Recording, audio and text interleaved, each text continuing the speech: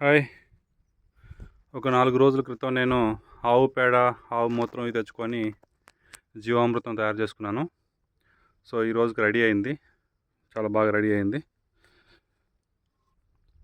ఇవన్నీ కూడా ఈరోజు నాకున్న ఒక బకెట్లో తీసుకొని నాకున్న ఈ మెయిన్ చెట్లు మామిడి, పనస, సపోటా, ఇట్లా ఉసిరి ఇట్లాంటి పెద్ద పెద్ద చెట్లకి వేయాలనుకుంటున్నాను ఈరోజు.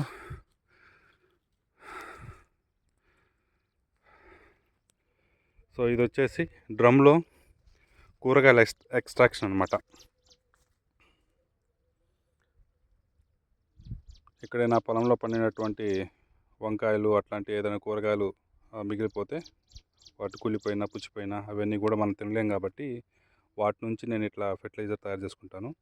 సో, వీటినే మళ్ళీ చెట్లకి మళ్ళీ ఉపయోగిస్తుంటాను అనమాట. దీనివల్ల చాలా పోషకాలు వస్తాయి చెట్లకి.